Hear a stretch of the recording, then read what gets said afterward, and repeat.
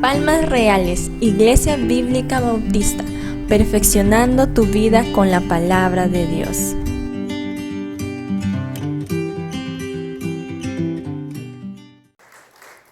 Busque por favor Marcos capítulo 12, versículo 35 al 37.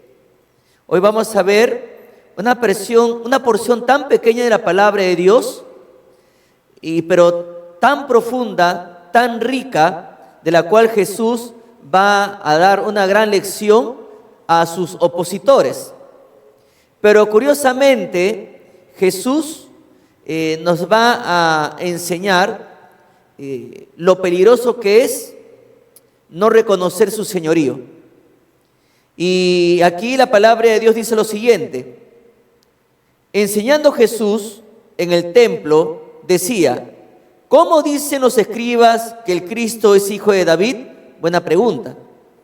Porque el mismo David dijo por el Espíritu Santo: dijo el Señor a mi Señor, siéntate a mi diestra hasta que ponga a tus enemigos por estrado de tus pies. Luego Jesús continúa diciendo: David mismo le llama Señor. ¿Cómo pues es su hijo? Y gran multitud del pueblo le oía de buena gana. Vamos a orar en esta mañana. Padre, gracias te damos por el inmenso privilegio que nos has dado de cantarte. Qué honor, Señor, que tú nos has dado desde el momento que somos tus hijos. Y Padre, queremos ahora que tú hables a nuestros corazones, que tu Santo Espíritu, Señor, nos guíe, Señor, en la instrucción de tu palabra. Padre Santo, que en esta mañana seamos ministrados y que en esta mañana también, aparte de ser edificados, también si hay una persona que no tiene a Cristo, lo pueda recibir en su vida. Gracias te damos en el nombre de nuestro Señor y Salvador Jesús. Amén. Quiero iniciar con un personaje que está registrado en las tradiciones. Forma parte, digamos, de la historia. Se trata de Policarpo. Policarpo fue obispo en Esmirna y según la tradición histórica conoció al apóstol Juan y el apóstol Juan lo ganó para Cristo y Policarpo se convirtió en discípulo pues de Juan. Y una vez que él comenzó a crecer espiritualmente, ganó a Ireneo para Cristo y Ireneo se vuelve también discípulo de Policarpo. El relato del martirio de Policarpo es muy interesante, aunque algunos estudiosos a su martirio lo ven maravilloso. ¿Pero por qué maravilloso? Bueno, allí se destaca un interesante diálogo que él tiene con el procónsul Estacio Quadratus. Y en ese diálogo dice que en el momento cuando lo llevan a sacrificar, el procónsul, al ver a toda la multitud repleta en todas las graderías, este procónsul le ordena a Policarpo que aplauda a César, que lo aplauda. Y el aplaudir al César es el reconocimiento máximo que una persona le puede dar a un Dios. Entonces él le dice que aplauda al César y maldiga a Jesús el Cristo. Pero es interesante porque cuando Policarpo de Esmirna, que llegó a ser discípulo de Juan, fue apresado, el gobernador le aconsejó que tuviese piedad de sí mismo y la razón fue por su avanzada edad. Ya Policarpo era un anciano y le aconsejó pues que negara a Cristo. Él le dijo que negase su fe en el Mesías de una vez por medio de un juramento en el nombre del emperador. Pero aquí viene una tremenda respuesta de Policarpo, porque el gobernador insistía: ¿quieres evitar los sufrimientos de la muerte? ¿Quieres evitarlo? O para ser más preciso, Policarpo, ¿quieres evitar sufrir y posteriormente quieres evitar tu muerte? Solamente di estas palabras. Di estas palabras, Policarpo. le dijo ahí el gobernador. Caesar Quirios. Caesar Quirios. Solamente di eso, Policarpo. ¿Y qué significa Caesar Quirios? César es Señor. La final, se lo cuento al final del sermón. ¿Ya qué pasó después? Pero mis hermanos, en esta porción de Marcos vamos a encontrar ahora una nueva confrontación. Jesús va a confrontar a los líderes religiosos, específicamente a los escribas, lo equivocado que están en interpretar el Antiguo Testamento. El domingo pasado vimos otro tema de confrontación con los hermanos del segundo culto y vimos profundamente la labor de los escribas. Pero así básicamente y rápidamente, un escriba era el intelectual en la época de Jesús. Inclusive eran más preparados que los mismos fariseos. Los escribas eran los que se encargaban de copiar las escrituras, de analizarlas letra por letra. Inclusive, si usted se toma un tiempo ahora en su casa y lee los versículos anteriores, Jesús tiene un encuentro con un escriba. Este escriba se acerca y le pregunta cuál es el gran mandamiento. Y Jesús sabía quién era un escriba. Eran las personas más preparadas en cuanto a la ley, en cuanto a la Torá y en cuanto a la escritura del Antiguo Testamento, o sea, los libros históricos y los profetas y los salmos. Eran personas muy preparadas y Jesús lo sabía, y Jesús le da como respuesta el Shema. Entonces, Jesús vio que este escriba estaba bien cerca de estar en el reino de Dios. Y ahí estaban los demás escribas. Y ahora Jesús los va a confrontar a los escribas. Y Jesús le va a decir a los escribas, note lo que dice capítulo 12, versículo 35 al 37, enseñando Jesús en el templo, decía, ¿cómo dicen los escribas que el Cristo es el Hijo de David? Porque el mismo David dijo por el Espíritu Santo, dijo el Señor a mi Señor, siéntate a mi diestra hasta que ponga a tus enemigos por estrado de tus pies. David mismo le llama Señor. ¿Cómo pues es su hijo? Y gran multitud del pueblo le oía de buena gana. Esta conversación breve, pero muy impactante, tuvo lugar el día miércoles de la semana de la Pasión. Este capítulo 12 de Marcos es interesante porque ocurren muchas confrontaciones. Jesús va a confrontar a sus opositores. Y les confronta sobre la autoridad, les confronta sobre su hipocresía, les confronta sobre el amor, porque los líderes religiosos rechazaban totalmente a Jesucristo. Y otras confrontaciones que nos presenta Marcos. Pero históricamente los judíos veían al Mesías tan solo como un hombre. Así lo veían los judíos.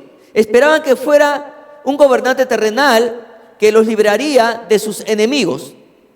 Este Mesías, dentro del contexto judío, conquistaría pues a los enemigos de la nación de Israel y cumpliría las promesas que se le dio a Abraham, que se repitieron a sus descendientes y que reiteraban y expandían las promesas dadas a David acerca de un rey y un reino venideros.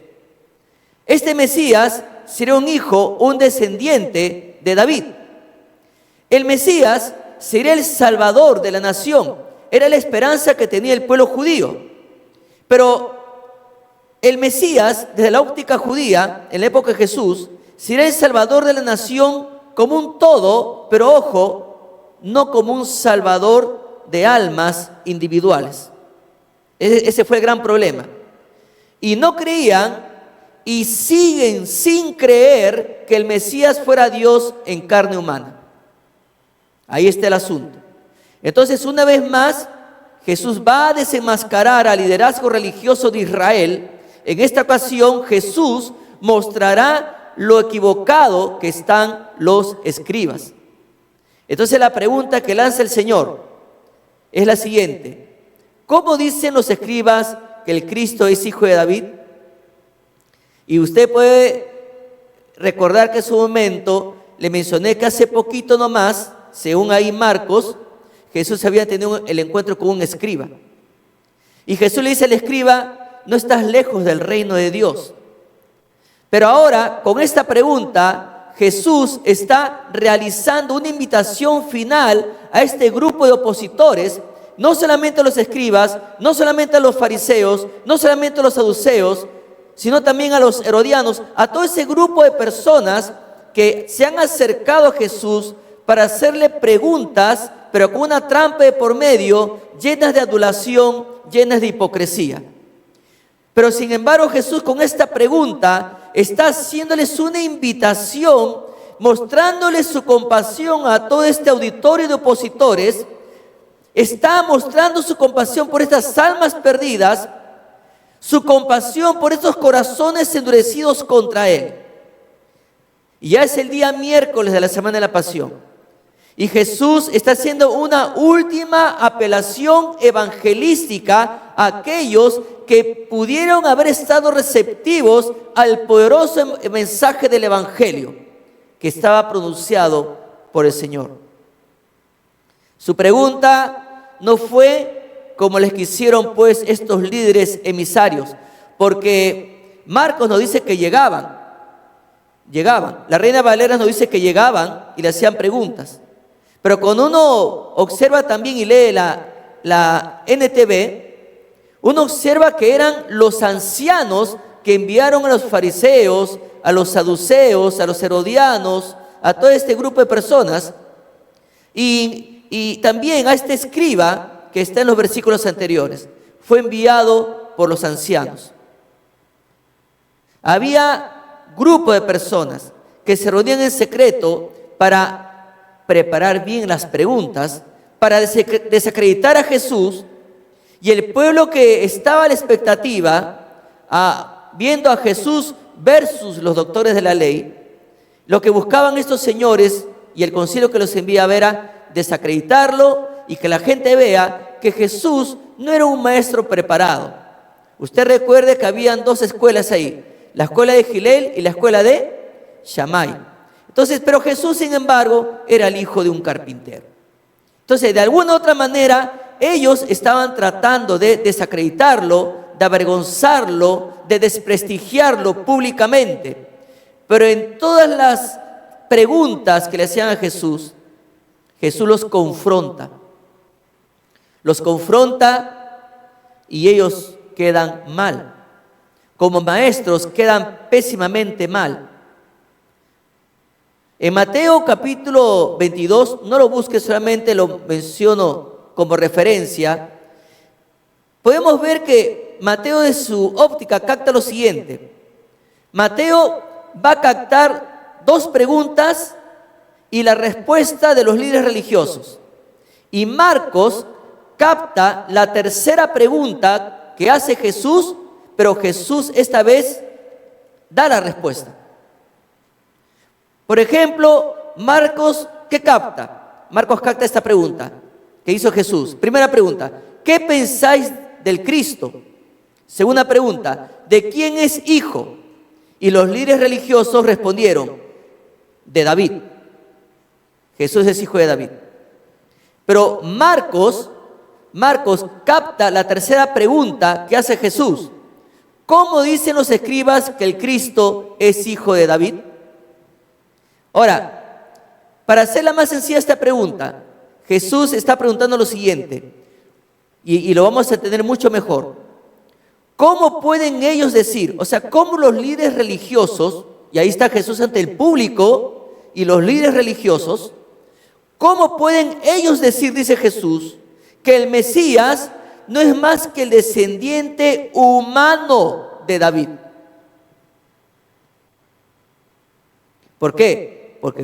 Porque algunos judíos sí sabían que el Mesías era Dios. Sabían por la Escritura que el Mesías era divino, pero los líderes religiosos no lo reconocían. Entonces, esto desenmascaró el punto de vista erróneo que tenían de que el Mesías no sería nada más que un militar, que un líder político poderoso, que este líder liberaría a Israel de sus enemigos y establecería el reino prometido. Humanamente hablando, pero nada de divinidad. Entonces la respuesta dada por las élites religiosas de David a la pregunta de Jesús, en parte era correcta y a la vez incorrecta. Ahora, en el Antiguo Testamento se enseña que Jesús es hijo de David. O sea, eso es innegable, ¿ya? Lo menciona en 2 Samuel, se menciona en el Salmo 89. Pero también, esa era también la creencia popular judía en la época de Jesús. Por ejemplo, cuando usted ha leído el Nuevo Testamento, usted ha escuchado que 2 ciegos le dijeron: ten misericordia de nosotros, hijo de David, en Mateo 9:27. Pero también usted en el Nuevo Testamento, usted recordará que ha leído, ¿no?, que toda la gente decía: ¿será este aquel hijo de David cuando sanó al hombre ciego? También en el Nuevo Testamento encontramos con una mujer cananea que había salido de aquella región, clamaba diciéndole: Señor, hijo de David, ten misericordia de mí, en Mateo 15:22. O sea, el Nuevo Testamento nos presenta que en la creencia popular judía de la época de Cristo, la gente sí conocía acerca de la profecía del hijo de David, pero de manera popular, de manera, digamos, se les enseñó de manera incorrecta. Simplemente le veían como el hijo de David, pero desde el punto de vista humano. No lo veían como un Dios personal, no lo veían como un Mesías salvador personal, sino como un Mesías, un líder humano que los iba a librar de la opresión, en este caso romana, que Roma en ese momento era el enemigo de los judíos.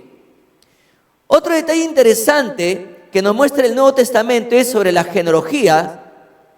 Y tenemos así genealogía de Jesús, que ofrece una irrefutable prueba de que Jesús forma parte de la descendencia davídica.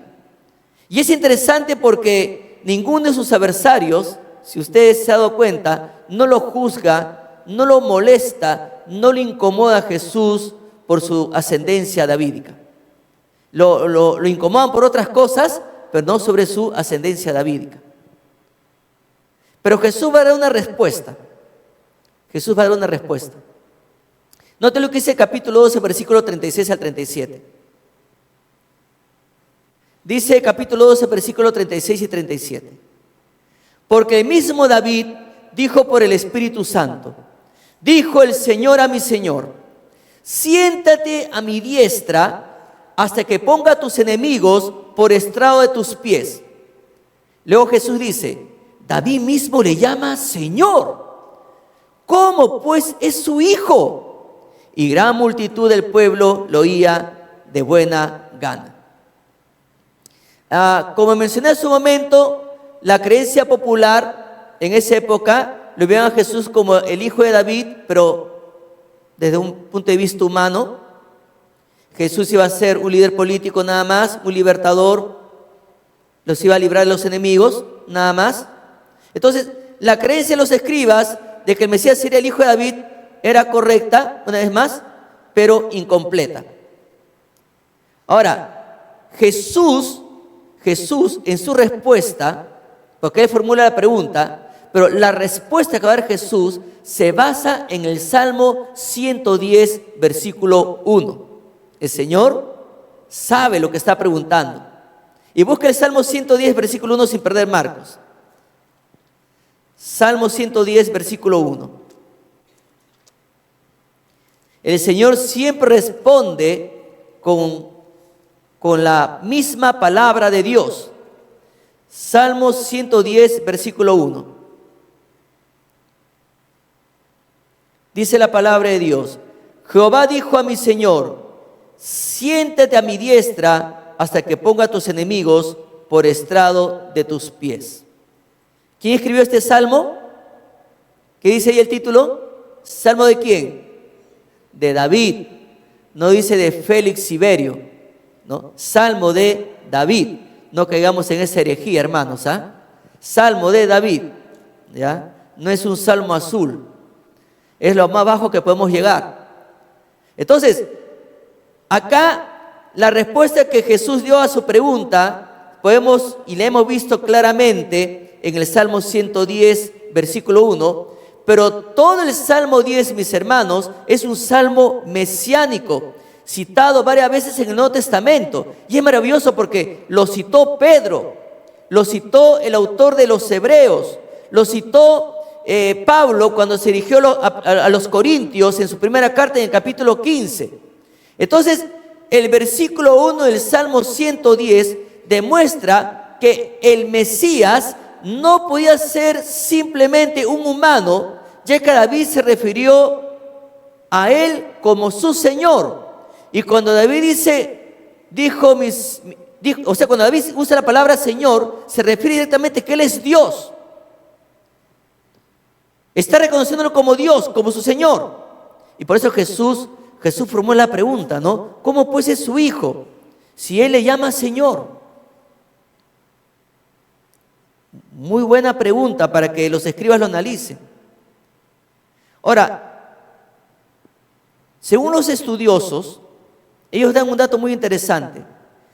Dicen que el sencillo argumento de Jesús fue pero tan poderoso y convincente que cuando se volvió ampliamente conocido, después que se escribió el Nuevo Testamento, dicen los estudiosos, muchos judíos, a fin de evitar esa obvia realidad, negaron el punto de vista histórico de que el Salmo 110 era mesiánico. O sea, ellos negaban que el Salmo 110 era mesiánico. Ellos decían, no, el Salmo 110 no se refiere al Mesías. ¿Cómo ellos trataban de justificar esto? Porque ellos enseñaban que se refería a Abraham, que el Salmo 110 se refería a Melquisedec, o probablemente se refería a algún líder intertestamentario como Judas Macabeos. O sea, de cualquier forma trataban de negar que el Salmo 110 era un salmo mesiánico. Entonces todos estos argumentos de parte de los líderes judíos buscaban que se rechazara totalmente la verdad revelada de que el mismo David llamó al Mesías su Señor, su Dios, debido a la revelación hecha por el Espíritu Santo. Ahora, es interesante porque cuando uno analiza la actitud de los líderes religiosos, estas personas que estaban empapadas de la Escritura, estaban empapadas de la Torá o del Pentateuco, y que ellos mismos lo consideraban el Pentateuco inspirados por Dios. ¿Saben por qué lo consideraban inspirados por Dios? Porque ellos decían, ¿no? Moisés es el único que estuvo cara a cara con Dios.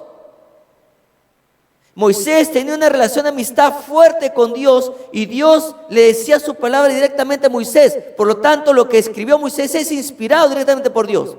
Ahora, lo que han escrito los profetas, eso está en análisis, decían ellos. Tenemos que revisar si son inspirados. Pero Moisés no. Moisés estuvo cara a cara con Dios.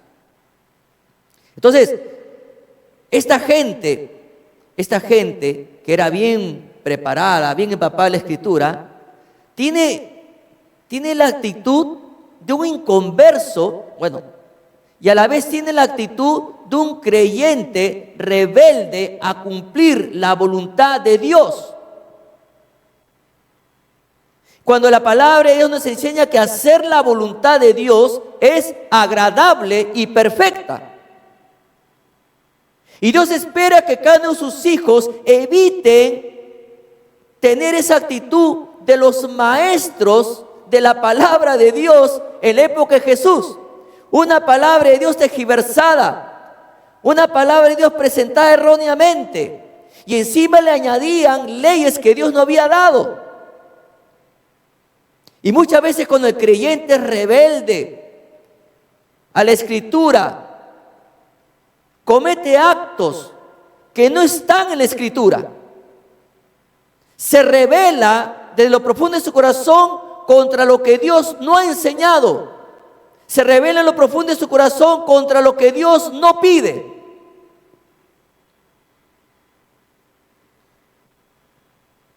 Y acá Jesús le dice al auditorio: siéntate a mi diestra hasta que ponga a tus enemigos por estrado de tus pies.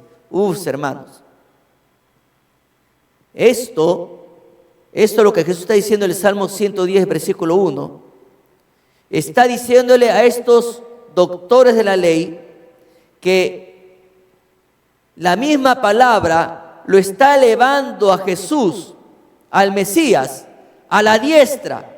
Y esa es una posición divina de poder. Simboliza que Jesús es coigual con el Padre en rango y autoridad. Eso Él les está diciendo a los maestros de la ley, a esos que tramaban su muerte, a esos que estaban incómodos con su enseñanza. Y ahí, con esta palabra del Salmo 110, versículo 1, Jesús está reafirmando su divinidad, su deidad ante sus enemigos. Y el Antiguo Testamento revela, pues, no solo la humanidad del Mesías, no solamente revela su humanidad, sino que también revela que Él es hijo de David, que Él es el Señor, el Dios de David. O sea, el Salmo lo presenta no solamente como hijo de David, sino como Dios, exaltado a la diestra del Padre. Y aquí la verdad incomprensible e infinita de que Jesucristo es totalmente Dios y totalmente hombre. Con una oportunidad, nuestro pastor Fernando usó una palabra muy interesante, ¿no? Al decir que Cristo es 100% hombre y 100% Dios, eso se conoce como la unión hipostática. Y allí estos señores no querían aceptar que Jesús, que estaba ante ellos, era Dios, era el Mesías esperado. No querían aceptar. Entonces vemos la misma Biblia, que la misma Biblia nos presenta y no niega que Cristo fue humano, porque la misma Biblia nos enseña que Cristo era del linaje de David según la carne. La misma Biblia nos enseña que Cristo crecía en sabiduría y en estatura y en gracia para con Dios y los hombres.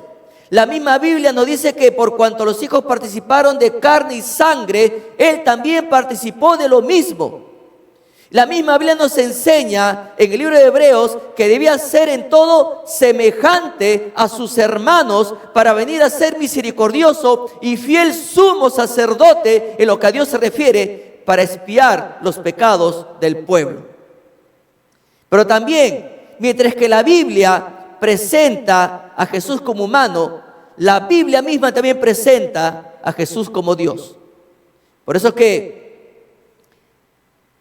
la Biblia dice, y el verbo era Dios, en Juan 1:1. La Biblia está reconociendo que Jesús es Dios. Pero también la Biblia nos enseña que Él tomó para sí mismo el nombre sagrado de Dios, lo que se conoce como el tetragramatón.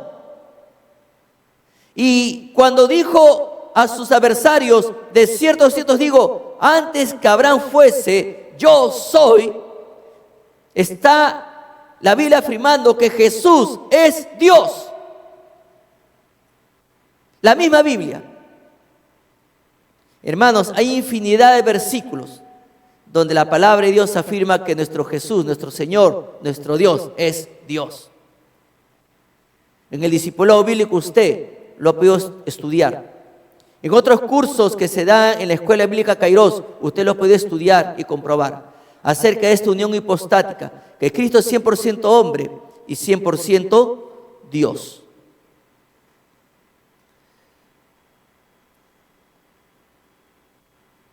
Usted recuerda que cuando Tomás se dirigió a Jesús, Tomás el incrédulo, ¿qué le dijo? Señor mío y Dios mío. Un creyente incrédulo. Un creyente incrédulo. Yo no sé cómo estará el corazón de usted. Yo no sé si usted tendrá un corazón incrédulo. No lo sé, hermano. Justo ayer conversaba con una persona y hablábamos sobre algunas experiencias post predicación. Y me comentaba que una vez se le acercó una persona y le dijo después de predicar, ¿alguien le ha contado de mi vida? No. Nadie nos cuenta la vida de ustedes. Pero si Dios le está hablando y le está, digamos, haciendo ver a algo que no está bien, no somos nosotros. Es el Espíritu Santo hablándole a usted a través de la palabra de Dios. No somos nosotros. En una oportunidad, un pastor predicaba y en la mitad de la prédica un hombre se puso de pie molesto. Un hombre que nadie lo conocía. Y le dijo a este pastor: no le permito que le hable al público sobre mis problemas familiares. Y se fue molesto. El pastor ni lo conocía, ni sabía quién era. Eso no ocurrió acá, sino en otro lugar, por si acaso. No vayan a averiguar quién fue. Nuestra preocupación nos obliga a indagar muchas veces, ¿verdad? Y es el Espíritu Santo obrando a través de la palabra de Dios. Pero, ¿cómo podemos aplicar este discurso tan sencillo, tan cortito, pero tan rico para nosotros hoy en día? Bueno, mis hermanos, como hijos de Dios, como creyentes salvos, primero debemos evitar la actitud de rechazo contra Cristo, como lo hicieron estos personajes que conocían la palabra de Dios. Se sabían de memoria la palabra de Dios, pero sin embargo no aceptaban la verdad de la palabra de Dios, que la persona que tenían al frente era realmente el Mesías. Muchas veces Dios nos enseña a través de su palabra para que nos sometamos a su voluntad, vivamos cada día su palabra. Sin embargo, en Juan capítulo 13, le invito a buscar por favor Juan capítulo 13, versículos 13 y 14. Hay algo que nos pide Dios, por ejemplo, que nos sirvamos los unos a los otros, que sirvamos a nuestros prójimos. Y sin embargo, muchas veces no se ve. En Juan capítulo 13, versículos 13 y 14, ¿qué dice? Vosotros me llamáis maestro, ¿y qué más dice? Y Señor. Y decís bien, porque lo soy, dice Jesús. Y cuando Jesús dice Señor, Kyrios, el Señor, a la vez se está reconociendo su divinidad. Y decís bien, porque lo soy, dice Él. Pues si yo, el Señor, nuevamente, y el Maestro, he lavado vuestros pies, vosotros también debéis lavaros los pies los unos a los otros. Y esto es interesante porque muchas veces en el hogar, por ejemplo, si aplicamos esto, si usted, mi hermano, me dice que Cristo es su Señor, que Cristo es su Dios, que Cristo es su Salvador, que es el soberano de su vida, ¿no? Entonces, esposo y esposa deben tener una permanente y correcta comunión para agradar a Dios.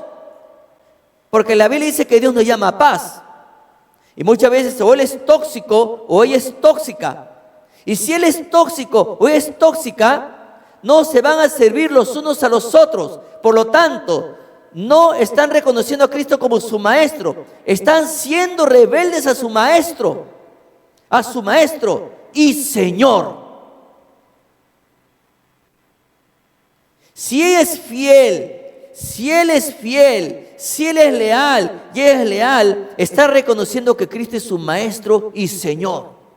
Que Él es el soberano de su relación conyugal. Él es el Señor de su relación conyugal. Por lo tanto, abunda la lealtad, abunda la transparencia, abunda la comunicación sana. Y no hay conflictos. Todo matrimonio tiene discrepancias, pero ojo, en Cristo las discrepancias tienen que ser maduras, no carnales. Maduras en el espíritu, no en la carne. ¿Qué se espera de los hijos? Que honren a su padre y a su madre. Si realmente Cristo es tu maestro y Señor, joven y señorita, debes honrar a tus padres. Porque si tú eres rebelde, te rebelas contra tu maestro y Señor, que es Jesucristo. Estás demostrando que Él no es el soberano de tu vida. Si yo preguntara en esta mañana a los papás, levanten la mano, los papás que ven el cuarto de sus hijos azotados por un ciclón, yo estoy seguro que la mayoría levantaría la mano. Levanten la mano los padres que cada vez que se levantan en la mañana, 6 de la mañana, encuentran que un huaico ha pasado por el dormitorio de su hijo. Todos levantarían seguramente la mano. Y sin embargo, si tú reconoces que Cristo es tu Maestro y Señor, ¿qué dice la Biblia? ¿Dios es un Dios de desorden o de orden? De orden. De orden, joven señorita. De tal manera que si usted tiene su cuarto de cabeza y sus medias pegadas en el techo como guirnaldas navideñas, te rebelas contra tu Maestro y Señor.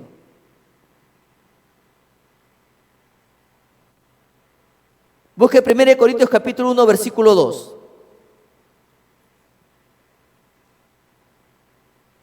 1 Corintios capítulo 1, versículo 2. Estamos aplicando lo que podemos sacar esta riqueza que Jesús se presenta ante sus opositores como Señor y Dios. No solamente es humano, sino también es Dios. Y lo que debería significar para nosotros en estos tiempos. 1 Corintios capítulo 1, versículo 2 dice lo siguiente: a la iglesia de Dios que está en Corinto, a los, ¿qué dice? Dígalo más fuerte. Santificados en Cristo Jesús, llamados a ser santos con todos los que en cualquier lugar invocan el nombre de ¿quién? Nuestro Señor Jesucristo, Señor de ellos y nuestro. Santidad, santidad. Mis hermanos, estamos viviendo tiempos donde los jóvenes a través del internet, a través de la red social y etcétera, vienen siendo azotados y tentados por la pornografía. No solamente los solteros, sino también casados. Y muchas veces no pueden vivir en una permanente santidad porque están ensuciando, contaminando sus mentes. Y la pornografía está a la puerta. Tú tomas tu celular y viene ahí, ves una fotito de una persona semidesnuda. Tú solamente pones el dedito y aparece toda la basura. Estás ahí trabajando en tu computadora y aparece ahí una invitación para que tú entres a lo indebido. Y tu corazón en ese momento se contamina y comienzas a ver, si eres mujer, a un hombre haciendo obscenidades, y si eres un hombre comienzas a ver a una mujer haciendo obscenidades. Y tu corazón queda sucio ante Dios. Y te contaminas. Y eso se vuelve una adicción. Y comienzas a pecar en lo secreto. Comienzas probablemente a buscar una hora exacta donde no hay nadie en tu casa, o probablemente a la hora que todos están dormidos, y comienzas a sumergirte en la oscuridad siendo hijo o hija de Dios. Y Dios se merece lo mejor de nosotros. Cristo se merece lo mejor de nosotros. Y Cristo nos llama a andar en santidad en medio de un mundo que está aplastado por el pecado, por la oscuridad, por la ofensa contra la santidad de Dios. Llega un momento que uno se contamina tanto que ya no ve a su esposa como su compañera fiel, sino que ya es tentado a ir a otros lugares, a fornicar o a caer en el acto del adulterio. ¿Y cuántos creyentes han caído en fornicación y en adulterio porque no cuidaron su corazón para agradar a Dios, para adorar a Dios de manera permanente, en espíritu y en verdad? Segunda de Pedro capítulo 2 versículo 20, busque. Segunda de Pedro capítulo 2 versículo 20. Segunda de Pedro capítulo 2 versículo 20.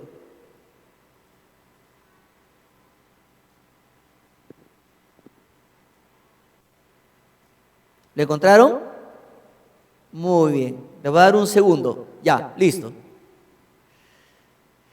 ¿Qué dice 2 de Pedro capítulo 2 versículo 20? Note lo que dice ahí.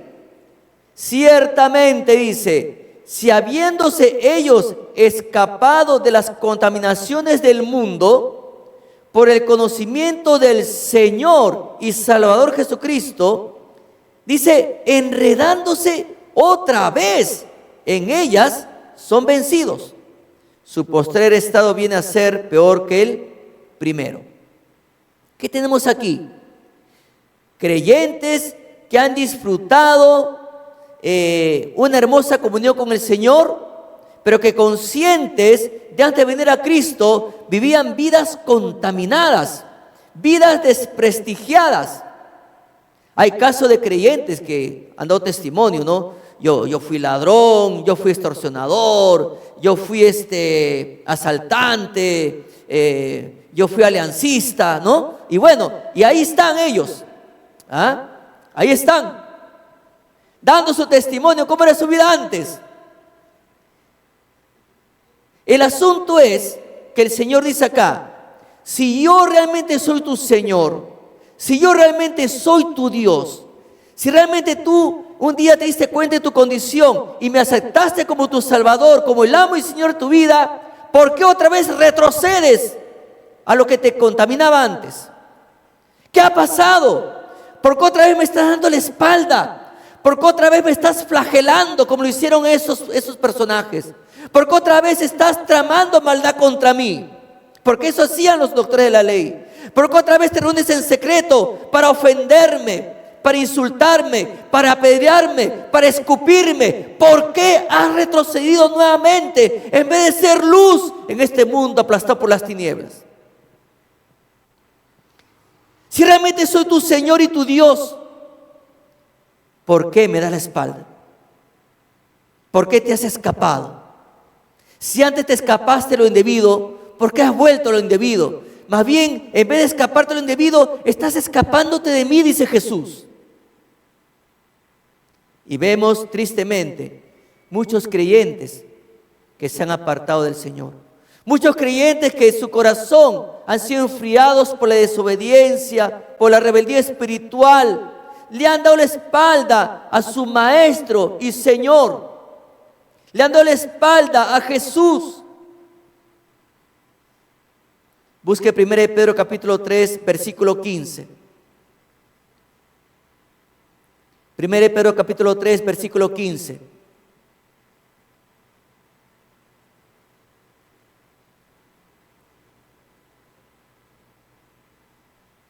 Pastor, ya no siga, duele mucho hoy día. 1 Pedro capítulo 3, versículo 15. No es que yo quiera decir estos versículos, hermanos, sino que la misma palabra de Dios exige que se tomen estos versículos.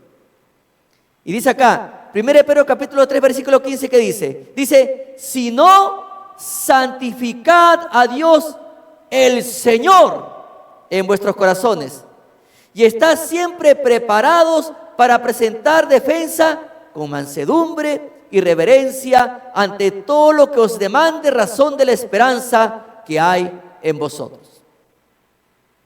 ¿Cómo es tu vida? Porque luego Jesús va a lanzar una pregunta. ¿Por qué me llamáis Señor, Señor, y no hacéis lo que yo digo? Eso está en Lucas capítulo 6, versículo 46. Si realmente Jesús es tu Señor, tu Dios, el soberano de tu vida, ¿por qué no haces lo que Él te pide que hagas? Lo que Él te ordena que hagas, lo que Él te aconseja que hagas para tu bien. ¿Por qué no lo haces? Entonces, retomando la porción de Marcos, pues la conclusión de este pasaje lamentablemente es decepcionante y trágica, porque el corazón de los maestros de la ley, los fariseos, los escribas, etcétera, están totalmente contaminados. No solamente ellos, sino también la gran multitud le muestra una hipocresía grande al Señor, porque dice que lo oían de buena gana, pero la realidad es que había una apatía ahí, porque 2 días después, esta misma gente que la oía de buena gana decía: crucifícale, crucifícale. Ninguno de ellos se postró ante la magnífica presencia del Todopoderoso, que no solamente era Cristo en persona, sino el Dios de ellos, el Dios encarnado. Ninguno de ellos se postró ante Él para arrepentirse y confesarle como Señor y Salvador. Jesús les hace una última invitación final. La última oportunidad que tuvieron ellos, los líderes religiosos y la multitud que estaba ahí. Pero lamentablemente le cerraron la puerta de sus corazones. ¿Recuerdan que había iniciado con la historia de Policarpo? ¿Recuerdan? El discípulo de Juan, que el procónsul, ¿qué le dijo? ¿Quieres evitar los sufrimientos y la muerte? Solamente di estas palabras: Kaiser Kyrios, César es Señor. Pero Policarpo, mis hermanos, rehusó llamar a César Señor, porque si decía que César es Señor, estaba reconociendo que César es su Dios. Y el gobernador furioso contestó: tengo listas las fieras y te echaré entre ellas, a menos que cambies de pensar. Pero Policarpo, sin temor alguno, dijo lo siguiente: que vengan las fieras, porque no cambiaré mi fe. No es razonable cambiarnos del bien al mal por razón de las persecuciones. Mejor sería que los hacedores de maldad se conviertan del mal al bien. El gobernador respondió: está bien, si no quieres negar tu fe y a las fieras no les tienes miedo, te vamos a quemar. Una vez más, Policarpo le contestó diciendo: usted me amenaza con el fuego que arderá por 1 hora y luego se apagará. Pero usted, gobernador, no sabe de la llama del juicio de Dios, que es preparada para el castigo y tormento eterno de los impíos. Pero, ¿por qué demora, gobernador? ¿Por qué demora? Traiga las fieras, traiga el fuego, traiga lo que sea. Ningún tormento me hará negar a mi Señor, a mi Dios, a mi Cristo, que es mi Señor y Salvador. Y Policarpo agregó con voz fuerte: Jesús Kyrios, Jesús es mi Señor. Y el gobernador no pudo usar ni el fuego, simplemente ordenó a un soldado y ordenó que le traspase la espada. Y Policarpo murió reconociendo que Jesús es su Kyrios, su Señor. Si realmente Jesús es tu Señor, mi hermano y mi hermana, vive adorándole como tu verdadero Dios. Cristo es nuestro Dios. Cristo es nuestro Señor, nuestro Salvador. Y cada día de nuestra vida debemos adorarle como le adoraba a Moisés. Tenemos el privilegio que Él mora en nuestra vida. El Espíritu Santo mora en nuestra vida porque somos templo donde mora el Espíritu de Dios. Por lo tanto, cada día de nuestra vida debemos vivir adorándole en espíritu y en verdad, porque Él es nuestro Señor, nuestro Dios, y aleluya por eso. Pero no puedes vivir ofendiendo su nombre como lo hacían estos maestros, empapados de la palabra, pero su corazón estaba lejos de Él.